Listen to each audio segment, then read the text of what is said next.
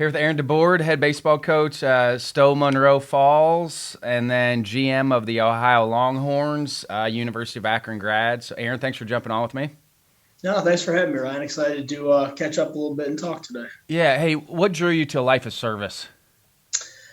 It's funny. I started coaching right out of high school. I was a guy that wasn't really skilled enough to continue going on at the next level, but I wasn't ready to give up the game. And asked my high school coach about getting me in with the local little league. And Coach Dennis Dever from Woodridge High School, and then Coach D instead said, "Why don't you come help us out?" And next thing you know, I'm 16 years into being at the high school team, and I'm not a teacher, so I work for a courthouse all day. So it's just an interesting dynamic, and I'm around different people all the time, and I really enjoy getting to do both of those things.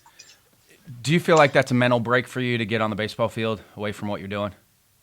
Yeah, absolutely. I think it's time for me to go and enjoy and have fun. And I, like everybody else, you spend more time with those kids than you do your own family, so they become family to you. I've got 60 kids at the high school, that I care about all of them, and to get you away and just gives you a different mindset of the day, where during the work day, I'm kind of dealing with things where you're seeing people on their worst days, and hopefully, at night I'm seeing people on better days. Yeah. How can somebody affect change in their own area? I mean, you're in youth, travel, high school, baseball. How can somebody affect change in their own area? Yeah, I think it's tough nowadays.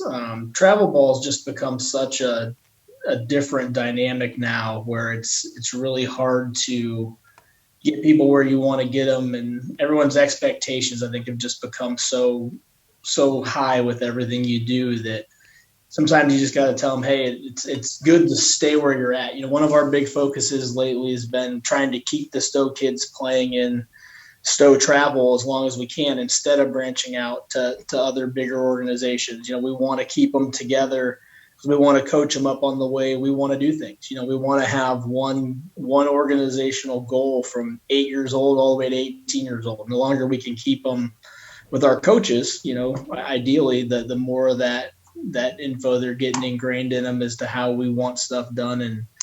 And it's really tough to get the kids in travel to stay locally nowadays, though. Everyone wants to go on to bigger, better things and travel all around the country when they're 9 years old, spending money on hotels they don't need to spend.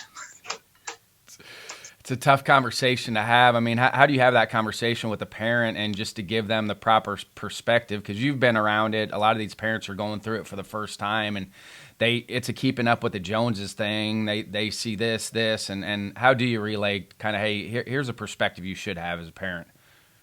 Yeah, it's kind of tricky. I think the best thing is just to give them the honest info. Obviously I've got my own travel program that I run, but we want our kids to stay. I think travel ball at high school is great. I think you go around, you play against other guys that are similar, get some different perspectives. But up until then, I don't see the need for 98% of kids. If you've got the 14-year-old that the SEC is looking at, he probably shouldn't be playing in his local little league. But most of us don't have that kid. So it's just about over communicating with the parents and the kids and the coaches, and hopefully you're hitting them at such a young level that they're happy with what they're getting, and that they want to continue to stay. That was our big focus this year. We started this past year. We actually ran our youth practices for our Stowe kids, where we from 8 years old all the way up to the high school, till 14. We had them on Wednesday nights. We were out at Kent State in their field house, and our high school kids were running them through our drills and our stuff. And, we were kind of just there almost observing, where our kids are the ones doing the coaching. And it was really cool watching them, because without even telling them to do it, they're using our lingo and communicating the way we want to communicate. And they can't see it, but the way they grow when they're there teaching the kids, it was just really cool to watch. It puts a smile on your face. And then our youth coaches are learning how we want to do drills and how we want to, the pace we want to do things and all that. And then, they take that back, and, hopefully that convinces them that, they're getting good work and good coaching, and they can stick around and not have to go branch out. How are the high school players? I mean, how are they communicating? Because you become a better player by trying to teach somebody else the game. But how are your players relaying that to you? As far as when they're at those camps, Yeah, I mean, what was their reaction to having to help somebody else? it's funny. At first, I think they were all kind of annoyed about having to be drug out on a Wednesday night. Where it said, "Hey, we're meeting out here, and it's off season, so nothing's mandatory." But you say, "Hey, we really want this to be a point of emphasis. Get out here." And we were actually really pleased. First day, I think we had like 27 guys come out. It was all the older guys, so the guys you want there. And after the first day, every time we had more come. It was actually really cool. They absolutely loved it. I think they thought that it was going to be this big pain in the butt, and they had so much fun with the little kids and doing the different things that they were just really enjoying getting to see the kids grow and having fun. I think they were amazed at how good some of them were too. But they had an absolute blast, and they really liked it. They're already asking, "Hey, are we going to do that next year? Are we going to do any of it in the summer?" And we got really good feedback from our coaches at the youth level too. Their kids had a blast and loved it too because they're around the high school guys. And one of the things we did this year was we all got the same gear. So the youth kids had the same practice shirts and hats as the high school kids. And so they get there and they're seeing the guys wearing the same stuff. And they thought that was really cool. And it's been cool for me. We go out, take my kids out to dinner, and we'll see three kids, on the way wearing a Stow hat, riding a bike or doing something, which is just kind of fun for us. And did you keep a lot of the same stuff you were using with the high school kids? I think that's the best drills or the most simplistic drills that you can use with pro players on down to youth players. Were you using majority of the same drills? Yeah, absolutely. It's nothing we're doing at any level here is rocket science. I think the most difficult thing we tried to do with them is, we incorporated Coach Sheets' defensive drill series this year, and when we tried to do that with a few of the younger groups, that was just the pace of that was tough. But none of the drills themselves were too tough. It was more so just I think that was the toughest part was getting everything we wanted to do done in the short period of time we had as opposed to their stuff. So we started to end up just doing different things every week so they could learn as much different stuff as they could. But they I don't think they really struggled picking up any of it, which was really cool.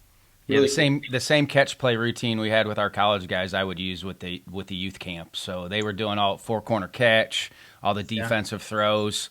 They were doing the same drills that our college guys. It does take time, but once they get it figured out, they're hopping with it. Yeah, no, and it's really cool now. Like I'll go out and watch one of their games on a random night, and they're stretching how we stretch, and they're throwing how we throw, and all those things we were showing them in the winter. You can see them doing, and they don't notice it, but they're getting better because of it. It's like everybody else. We put a big emphasis on coach catch play. Coach Duncan always. I went and watched one of his practices a couple years ago, and I remember him telling his guys, championship teams play catch at championship level, and that's from 8 years old to playing in the big leagues. If you can't play catch great, you're not going to have a good season. You talked about Coach Deaver at Woodridge. What were kind of the things that stuck out for you? You get done playing at a young age, you're getting right into coaching. What were some of the things that stuck out to you? Oh, he was the best. I mean, he treated me so good as a high school kid. Like I said, I was never that superstar player.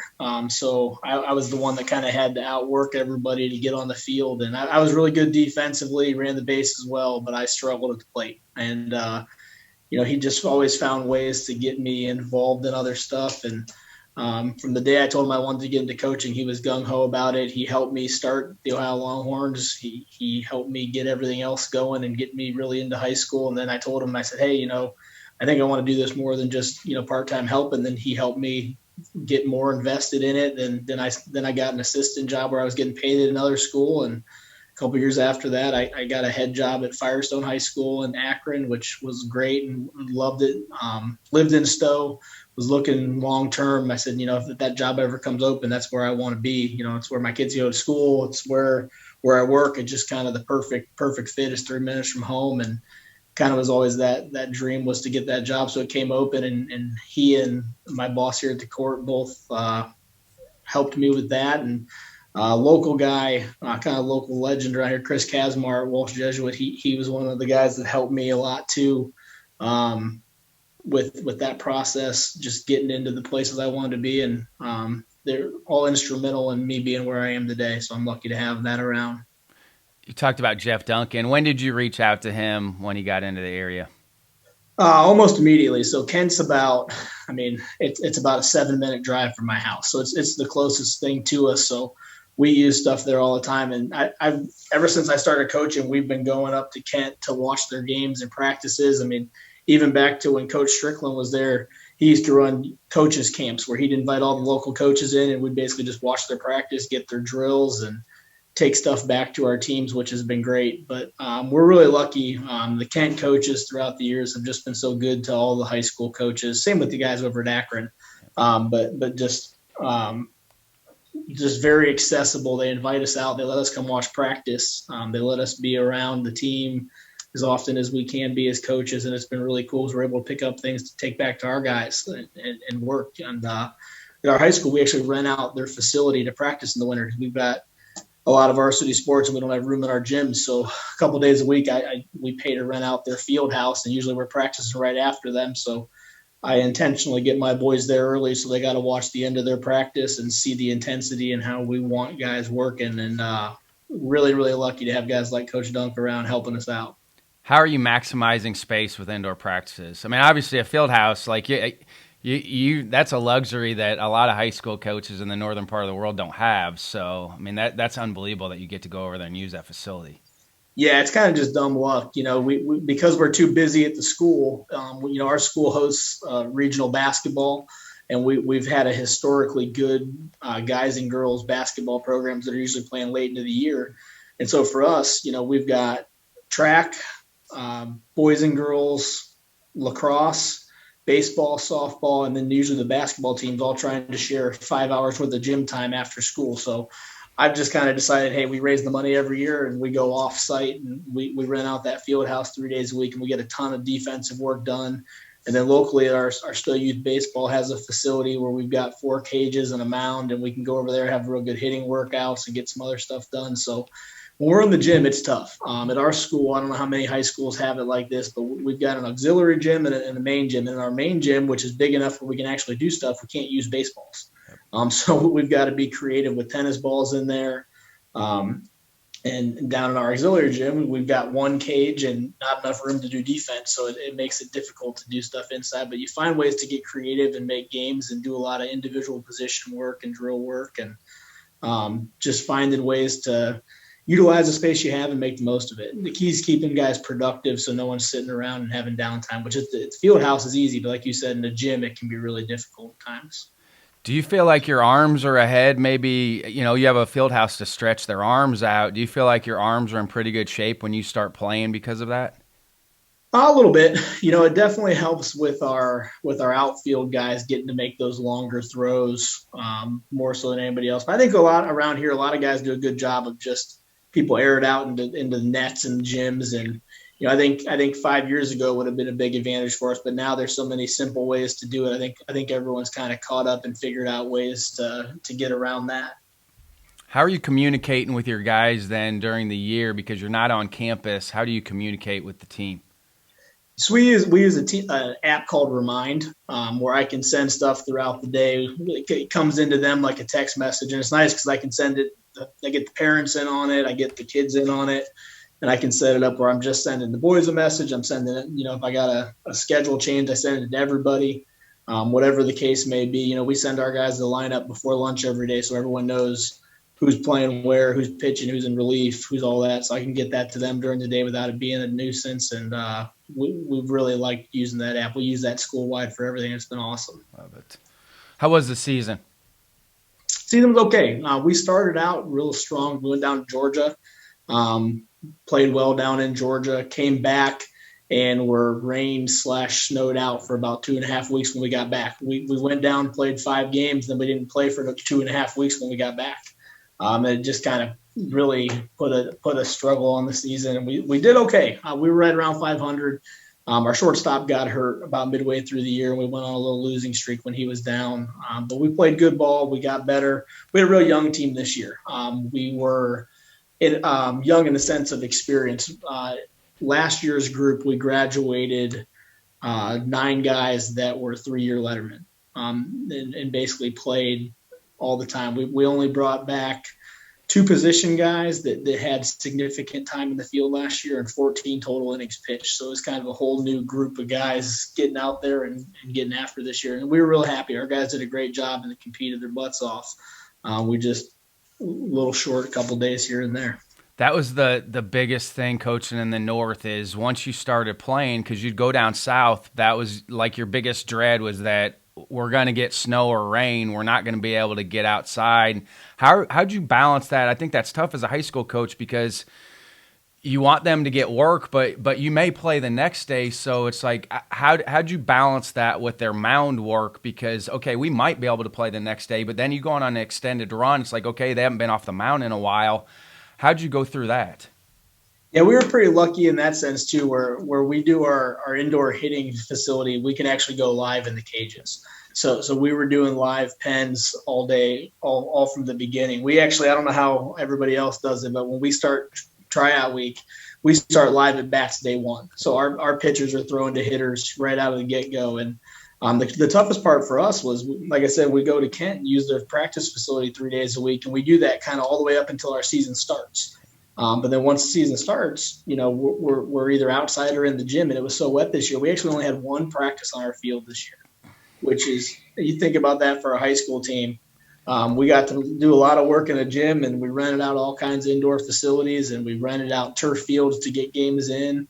But practice, it was really tough to get practice time this year. And that's just for our varsity. For our JV and freshmen, it was even worse. Just almost impossible to get them out on a field. It's to the point nowadays up here where if you don't have turf, it makes it hard to compete. Yeah. How's the Ohio State tournament work? I'm intrigued by every state. Every state does it differently. How does the Ohio State tournament work? Yeah, so it's kind of cool. So last year they started doing it differently, where they have these things called kind of super districts, where 36 teams we're a Division I team, which is our biggest division in Ohio. So they have 3 different districts all in one group. So they rank you 1 to 36, and you can pick your slot in any of the 3 different brackets, which is kind of cool. Then, after those 3 districts play out, those 3 winners get paired up with the other half of the board, if you will, and 2 of the teams play each other, and one will play somebody from the other side, and then kind of just dwindles its way down. So for us, we get paired up with Canton, Cleveland area teams, which there's some pretty big schools and big time teams that have really been getting after it for a while. So anywhere you go in Division I in any state, you're playing good competition, and it's tough. We right out of the gate, we were lucky enough to get a bye this year, but we ended up playing a team from Canton area, Hoover High School, and they had a real good left-handed pitcher going to Miami of Ohio, and he had a very good day against us that day, and we just couldn't find one of those days where balls we hit hard, we hit at people, and balls they hit hard kept finding holes. It's just baseball. You talked about fundraising. I saw. So bingo, that's your biggest fundraiser? Is the bingo fundraiser? So for us, we do a reverse raffle every year. So that's our big thing is we do a reverse raffle fundraiser. That usually gets us anywhere $10,000-$12,000 that we end up spending most of that on a spring trip to go down south, and then indoor training. We also, we do all kinds of stuff. Anything you can do to try to raise money in high school. Hey, what's a reverse raffle? I've never heard of it. So what's a reverse raffle? So basically, you sell 100 tickets to an event and pull numbers out of a hopper, and whoever's ball's in there last wins. So instead of trying to get picked, you're trying to avoid getting picked. Yep. So how long's that event run? Usually lasts 3-4 hours one night, and we do that in conjunction with our youth program, so we do it all together, which is awesome. So again, just another good way to get in with them, where we're getting the people and the faces and everyone together. So we establish that connection where they're raising money for their teams, we're raising money for our team, and we have just a big night of all of Stow baseball coming together. So you do a dinner with that? So you do food? Yep. Dinner, drinks, silent auction, all kinds of stuff, sideboards, 50-50, you name it. We try to get it out there that night to help out. But it's been really cool. We've been doing that about 7-8 years now. When did the light go on with starting the Ohio Longhorns organization? Oh man. So it actually started when I was at Woodridge. So I was there helping out Coach Dever, and he had a need for his a bunch of his guys didn't have a summer team. So we started a group where we just coached for a year, and then a bunch of other coaches started reaching out saying, hey, we like what you're doing. We'd like to send some kids your way. And then every year we used to just have one team, then we had two teams, and then we started doing better and getting some recognition. And now we've got 10 teams, and we go compete with any of the other big teams in the area, and we're usually sending 15, 20 guys out to play college baseball. We kind of gear ourselves more towards the Division III kind of group. Not that we don't want the D1, D2 guys, but for us, most of those guys want to travel every weekend out of state, go do big, crazy stuff. And not that we can't do that, but we kind of have our focus on Ohio, Pennsylvania, Indiana, Kentucky, as far as where we're going to tournaments, because that's where our guys are going to go play college baseball. We might get one guy every once in a while that wants to go down south, and we'll find ways to make that happen. But for the most part, Ohio kids are going to be near Ohio, especially with how much good Division III and II baseball. Yeah, you're in the cradle of Division III baseball right there. I was just in Cedar Rapids at the Division III World Series, so interviewed both Brian Baldwin and then Marietta, and you think about the amount of good Division III baseball that's going on in the state of Ohio. It's a lot. And I even looked at Denison College coming out of high school. It's just so good. The baseball is so good in that area. Oh, it's awesome. And all the D3 coaches are great too. I mean, they're all around at the games. They're good to our kids. They're good to us. We were at Baldwin Wallace this past weekend while playing games at their field while they're out there in Iowa. We're really lucky, and the kids don't realize how good Division III and II baseball is. They're like, oh, I don't want to go to Division III. It's like, man, if you go watch a Division III game, that's big time baseball, especially around here where we're, like you said, we're really lucky. We can go watch teams like them, Kent, Worcester, a lot of guys right here close to home where we can go within half hour and watch great baseball. Plus, the education is different. The social aspect is different. There's a lot of benefits to Division III athletics because, one, talent-wise, Division I's not for everybody, but the 24/7 of it's not for everybody either. And you get the best of both worlds at Division III because you have competitive athletics, but then you also get the education side of it as well. Yeah, absolutely. I think Division III baseball is great. Same with junior college. I think any of these opportunities that are out there for kids, you'd love to see them take advantage of. We lost a really good junior college by us. We had both Tri-C and Sinclair went under. Tri-C's back now. But I know, me, like everybody else around here, we definitely miss having Coach Dents and Sinclair close to home where we can send guys that want to go that route. We've had a couple Stow kids go there and play for him that absolutely loved it. So a lot of different opportunities. I think it's important that families just understand there's a lot of different routes you can go, and your path doesn't have to be what you think it is right away. At some point, you're a product of who's recruiting you. If a bunch of D3 coaches are calling, you're probably a D3 guy, and that's okay. But the key to it's just understanding where you fit. One thing we try to do with our Stow kids and our Longhorns kids is making them understand that there's no right or wrong, and nothing has to be an absolute. You can go out and find, just because your dreams to play at Ohio State doesn't mean playing at Ohio Dominican's a bad thing. You can go out and have a really good experience in careers. About finding a coach that fits your style and wants you to be there and that you're going to go have success at. We want to avoid finding guys into the transfer portal, which nowadays seems impossible. I don't know how we're going to fix it. I don't think the toothpaste is going back in because it's just we have a lot of those conversations here in the office about it, and I just don't think it's going back in. And it's just tough because you see it over and over and over again, and you see it at the higher levels now. You get some of the best kids at the better programs are leaving those places too. So it's amazing to think where we've gotten to, but how are you? I mean, you have a benefit of coaching high school, but also running a travel team. So it's basically streamlined that communication piece for you. But how do you feel like high school and travel coaches can get on the same page? Because it really is about what's best for the player. Yeah, I think it just depends on where you're at. For me, some coaches they all want to do stuff differently. I think it's just about communication. I get along with the other guys that run travel organizations around my area. I think a big part of that's because I am a high school coach, and most of my kids don't play in my organization. I want them to get other voices. I want them learning from other guys. Right in our backyard, we've got a guy, Alex Marconi, who used to be a Division I coach, running a I travel coached organization. Alex, by the way, in the Cape League. Did you? That's awesome. Baseball But no, small. so two of my assistant coaches coach in Alex's organization, and we have guys that go there and play, and it's just about being on the same page and understanding what we want. My kids, I have conversations with all their travel coaches. Hey, this is what I think they need to work on A, B, and C. I want them doing this, and at the end of our high school seasons or the end of our summer seasons, I try to give that same feedback to the high school coaches. Hey, Joey did this really well. He needs to work on this. I think that these things can happen. And I think if you're willing to have those open communications, that things can work out good. But now everyone wants to be the guy in power. Everyone wants to have that final answer. And I think that's part of the problem with the transfer stuff is when you don't find what you want in the travel team, you just jump ship to the next team, and these kids are all used to doing 10, 20 different teams when they're younger. That jumping ship when they're getting older is not out of the norm. That's why we put such an emphasis on trying to keep the Stow kids in Stow travel.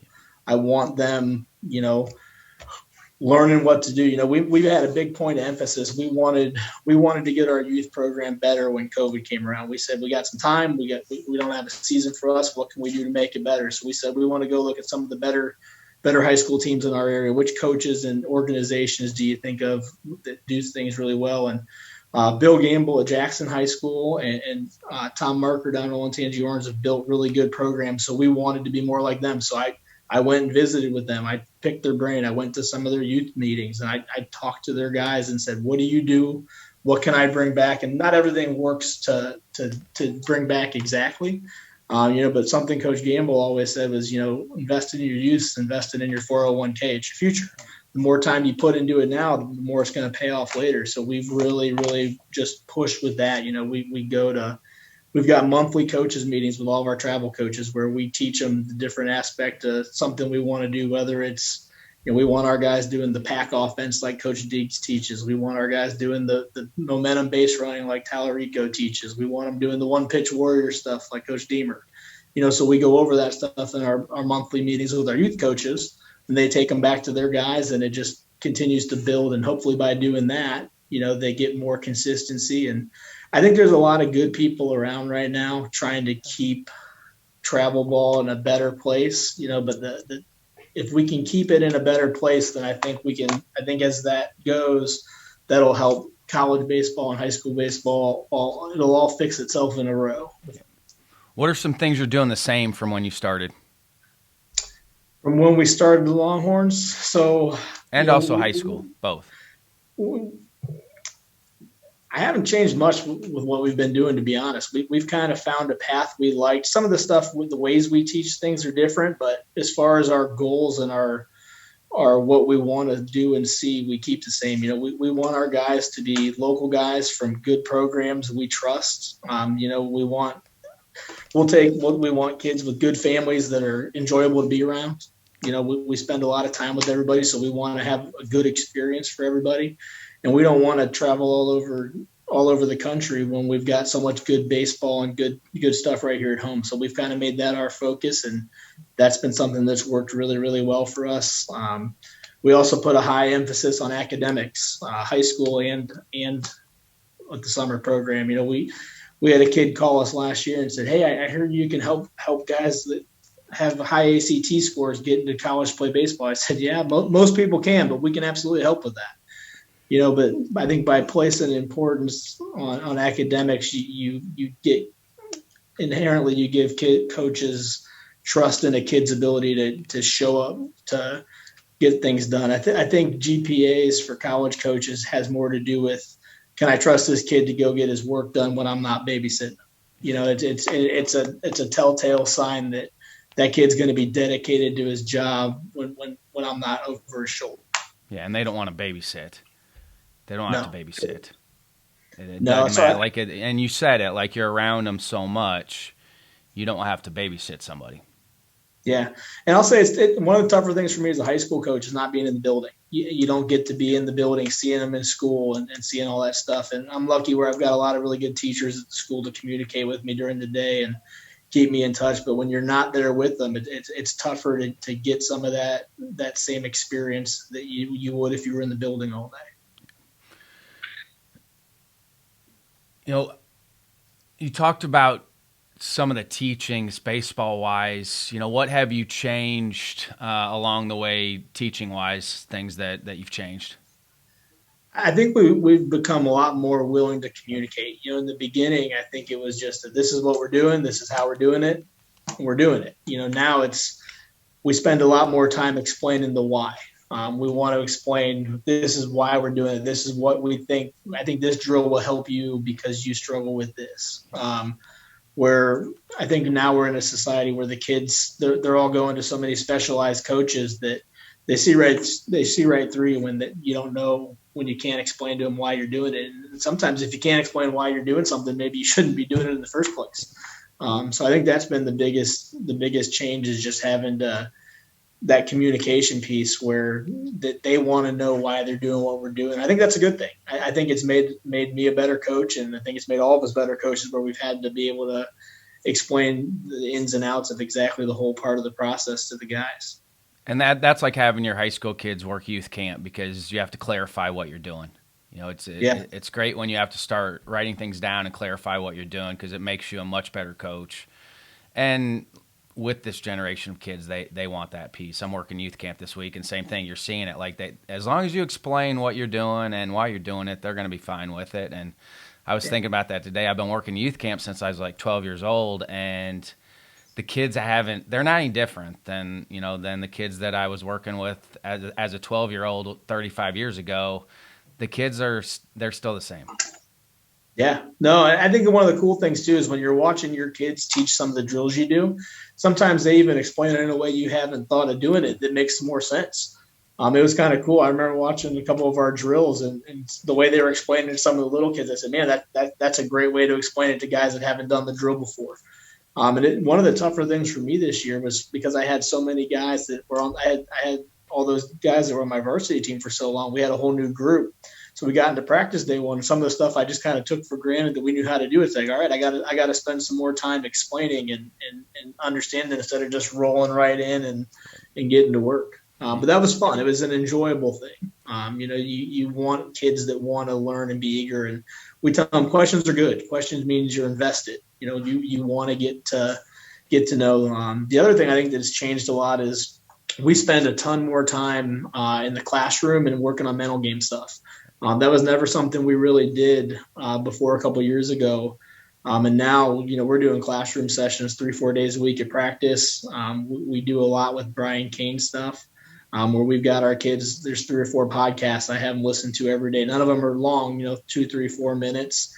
But we've got guys that they're listening to that I think make us better than we talk about it at practice, and we're in the classroom doing PowerPoint, showing them what we're going to do that day, where maybe it's just going over something simple like a bunt defense, or maybe it's something more in depth like a offensive concept. But I think showing them that is good. And we give them all accountability partners where they've got someone on the team that they're kind of responsible for each other. And we used an app called Habit Share this year, where we had 6, 7, 8 things we wanted them doing, whether it's to listen to this podcast, that podcast, spend time with their family, get their homework done, whatever it may be. And they'd share them with their accountability partner and with me, and I'd share mine back with them. And it was kind of cool. I'd get a message from one of the guys before practice and say, hey, coach, you haven't listened to the podcast yet. And it's like, no, you're right. I got to get on there. And it was really cool having the 2-way accountability. But I think that doing all the mental game stuff really made a difference with our team.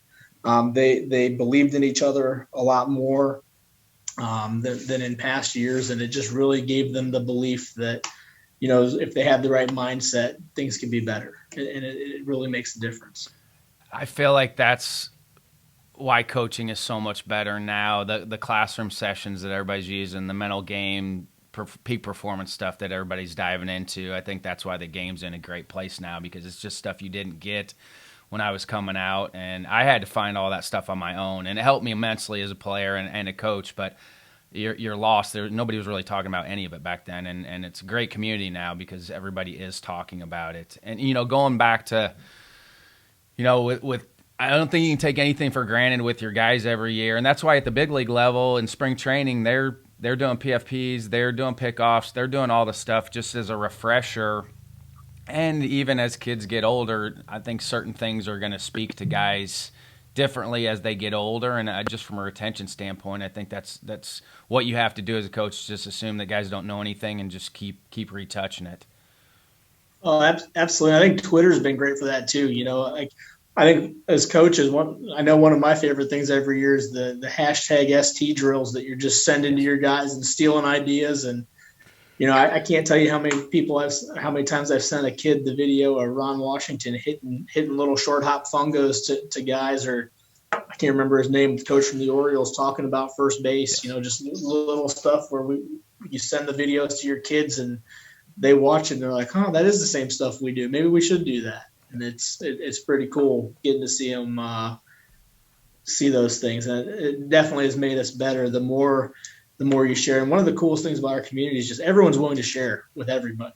No one's hiding things. There's nothing we do that we haven't taken from somebody else. We started going to the state clinics, and Ohio does an awesome job of putting on a state clinic, like I'm sure a lot of other states do, but we've got a really good group of coaches that come in every year.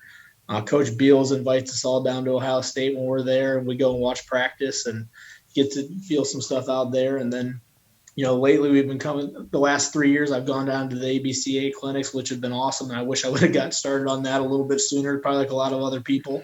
But the Barnstormers even have been awesome. I've gone to 3 or 4 of those that you guys have had in Ohio. And just there's so many more resources out there if you're willing to put the time in to go find them.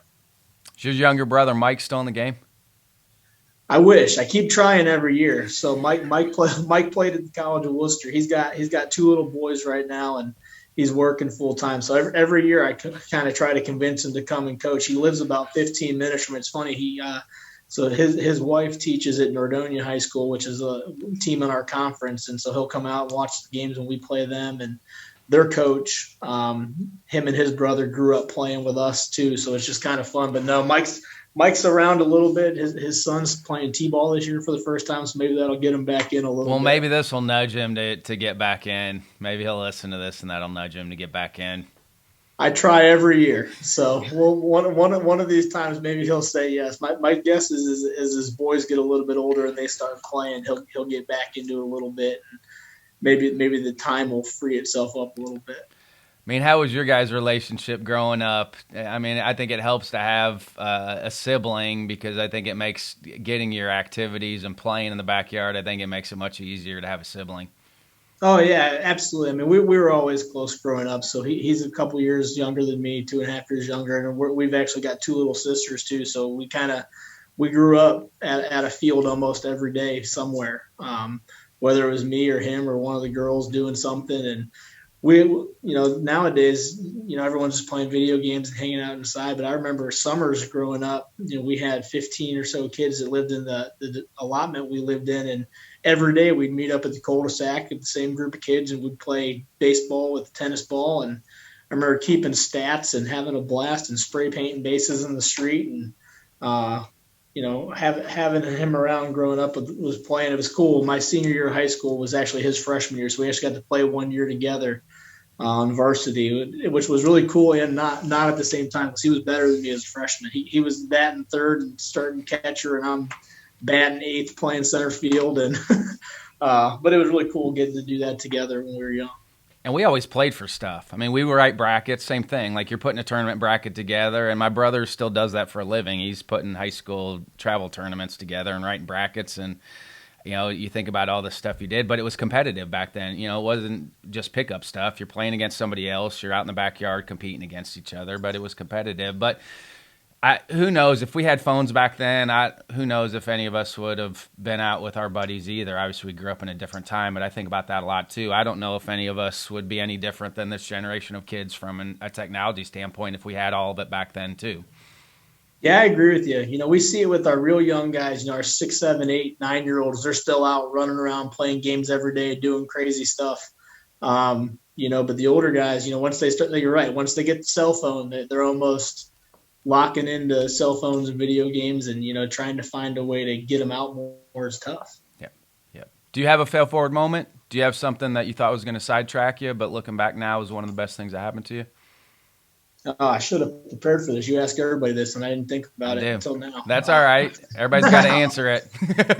Yeah, no kidding. So, I think a fail forward moment for me was just, there was a time early on at Stow where I was trying to do things my way stubbornly, and I just was refusing to give in to how some things needed to be.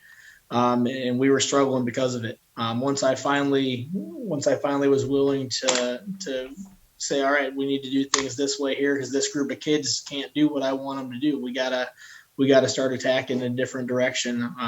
Once I was willing to do that, I think we really changed the corner, and we've been on a good path since. So that's really made a big difference for us, is just being willing to try new things and be open to other ideas. What were you asking them to do that they couldn't do? It was just, we just had a group of kids that I wanted to play a really aggressive kind of style. We were running and hitting and running and doing kind of stuff like that. And we just weren't built to get the job done that way that year. And we struggled real bad. We started 1-9 that year. And then we started changing how we were playing. And we ended up going on a 17-game win streak and making the final 8 in the state. So it just kind of, it took that, kind of me and my coaches came together and we said, hey, we got to change what we're doing. What's the issue? And it just became a different kind of style we had to play. And once we did, it just kind of clicked right away. And then it just got to be a real fun thing where they just kind of found a way to get it done every day. It was awesome. Well, and winning's fun, and that's part of adjusting on the fly as a coach. I was the same way. I wanted to play aggressive and put pressure, but if your guys aren't capable of doing that, then you've got to try to put them in a position to be successful, and that's part of good coaching. Yeah, it's just being willing to adapt to something that I think all of us struggle with at times, and we've got. We're all putting so much time into a plan and how we want it to go that when it doesn't go that way, having to adjust can be difficult at times. Yeah. Do you have any evening or morning routines? You're busy. I mean, you got a hectic schedule. All right, do you carve out time for routines? I mean, you talked about habits. I mean, that's part of building habits is routines. But I need to be better about it, So in the mornings, I'm usually getting up and getting ready. And some days I'm taking my kids here. Some days my wife is, but I get to work by about 7:30 every day. So I'm not doing too much before work. And then in the evenings, when it's not baseball, when it's not game day, I'm usually grabbing my kids and driving to a field to watch a game. I think my girls and me go to about 3-4 games a week, whether I'm coaching or not, where we're watching, whether it's one of my 8-year-old Stow teams or one of my high school kids playing locally. And we're lucky where a lot of the games are close. We got a lot of close high school fields to us. And so I can usually find something to do relatively quick, but kind of make it a goal. I want to see every kid in the organization at least 2 or 3 times a summer. So I want to go see the 8-year-olds play 2-3 times. I want to see the 10-year-olds play 2-3 times. But I want to make sure I see my freshmen play 2 or 3 times in the summer. And that's tough to do. And I'm lucky. I've got a wife that is just amazing and lets me go do all that stuff and helps make it all happen. So that's a big help. What's your youth game schedule as opposed to practice schedule with your young bucks? So we try to keep them practicing as much as we can still. I'm kind of lucky with this past year. I've been on the youth board for a few years, but I finally got on the travel side of it. I'm one of the guys there's a committee of 4 of us now that plan the tournament schedule and the practice schedule. And I think practice is a lost thing with travel ball now, where everyone just wants to go play a tournament all weekend and they want to give them Mondays off and play a game on Tuesday and then go rest up for the tournament again. I think it's important to keep the kids practicing as often as you can, because that's where you're really getting better. You have to be able to make adjustments from what you did in previous weeks, where you can see what you need to work on. And if you can't go work on it, it makes it tough. So and you need a non-competitive environment at times, especially for the young kids. They need to have a non-competitive component to be able to work on their skills still. Yeah, absolutely. And they got to be able to learn to fail in a setting where they're not hanging their head when they fail. Yes. Because in baseball, if you can't deal with failure, you're going to struggle. So for having those competitive practices where you can fail, but then show them the positives of what's happening and get them back in a positive light, I think that's really important, especially for the younger guys. So many, I'm sure you've seen some of these videos out there. You see these coaches just reaming into these 7, 8-year-old guys. It's like, I don't know what we're doing, but we've got to be better. Those kids aren't going to be playing 2 years from now. They may not even play next year. Like No. you can coach without berating. You can coach and communicate without being aggressive like that. And yes, and it's okay to be passionate, and if that's part of your personality, but you have to, again, at the end of the day, you have to figure out what's best for your players, and kids are going to shut you out now. You know, they just are. That's just part of it. And they do internalize so much more. You know, and I think that's maybe one of the differences now is kids internalize things a little bit more than what we did in our generation. And so if you're screaming at a kid, like, they're going to wear that a lot more than when we were growing up. That's maybe one of the differences now with kids is they're going to internalize things a lot more. No, I agree. I think all of us as coaches, we always have loved and cared about our kids, but I think now it's important that we make the time to really get to know them more and make sure they know that you care about them. You know, because if they don't know that you care, they're not going to give you everything they got. So I think, like everybody else, we're trying to love them up and find ways to be positive. A big emphasis we had this year is we wanted everything to be positive. You know, we wanted to eliminate negativity. You know, if something bad happened, we'd just say, so what? You know, so what, and move on. And, you know, it's kind of the mantra we had, so what, next pitch. And didn't matter what happened, didn't matter if it was a bad call, if I didn't like it, if the kids didn't like it, if it was a tough strike, whatever it may be, you got to move on and get past it and find ways to deal with things productively and positively. What are some final thoughts? You know, really enjoyed getting to catch up a little bit today. You know, it's kind of cool getting to do this. I've been listening to these things nonstop for the last couple of years. It seems like I get on the mower and turn one on, and next thing you know, you're caught up on all 300 of the podcasts, and it's you know, it's just really cool. We're really lucky to be in an area where, you know, coaches communicate like they do, and like even getting this connection with you just kind of happened through Coach Duncan, Yep. Which is really cool. He was there watching what we were doing one night, and said, "Man, I got to get you and Ryan talking a little bit." And, you know, and everything we do, like I said, I took from Coach Gamble and Coach Marker, and, you know, we're just ran with it and trying to find ways to be better. You know, I think the biggest thing I pass along to people at the high school level is try to keep your kids being locally as long as you can. Let them be kids. You know, the kids don't need to go travel all these crazy places. And I think that because I have my own travel organization and I still tell the parents, hey, no, be here, be local. Don't do that. Don't go around. I think that means more to them because they understand that I'm being genuine with it, where I say, hey, I want you guys to stay local and do these things. There'll be a time where you need to branch out. But until that time hits for you individually, stay home, save the money, and learn the game in the way that you need to learn the game. And they're developing lifelong friendships with kids that they're around all the time. You know, that's a big piece of the younger generation continuing to want to play is they're developing lifelong relationships and friendships with people that are in their area. Yeah, I would encourage more high school coaches to get more involved with their youth. And like anything else, it's time and energy and effort. But I tell you what, the more time we've spent, the more they come around, the more they do things, and it's really cool seeing how many of them come to our games now. And, you know, you get texts from the parents saying, "Hey, you know, good job last night," or they're paying attention. You know, we try to promote them on Twitter. You know, we're tweeting out after their games, you know, that these guys did well and all that stuff, and all that little stuff.